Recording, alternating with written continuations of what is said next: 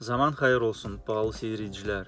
Anlatacağım size bir halis olmuş yaratma bir inancı adam için hangisi arabada pek hızlı gezmeyi severmiş. O adam kendisini çok inancı sayarmış. Olmuştan arabasına da bir büyük kruça yapıştırmış ki hepsici görsün bu inancı.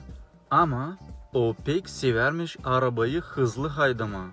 Yollarda rüzgar gibi uçarmış, çok gaza basarmış. Yol nişanlarını saymamış, salt insanı korkudarmış. O zaman onun dostları hem kiliseden hizmetçiler toplanıp demişler ona: "Kardeş, olmaz böyle. Sen pek hızlı yollarda gezersin. Bunu şimdiden sonra her bir yapıldı. Arabana da kruça yapıştırmışsın. Ne düşünür insan senin için hem senin inanın için? Allah böyle öğretmiyor. Sen lazım değişilersin ki onu kim kruçada gerildi utandırmasın."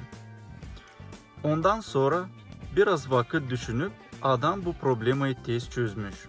O ayırtmış kruçayı arabadan da ileri doğru da hep öyle hızlı gezermiş.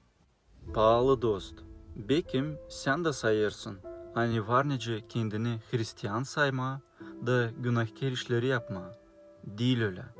Biblia üredir, hani Allah ayos, hem o bizden de ister, hani biz günahı bırakalım ona benzeyelim. Ama bu değil kolay iş. Herlim sen kendini Hristiyan sayarsın, sen lazım kendi yüreğini izlersin da Allah'ın yüksek standartlarına göre kendini doğrudasın.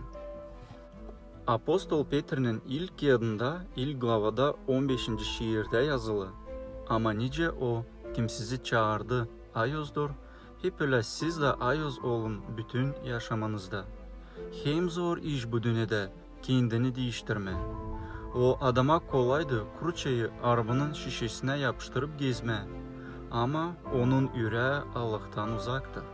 Ama Allah ister bizim yüreklerimizi hem fikirlerimizi değiştirme.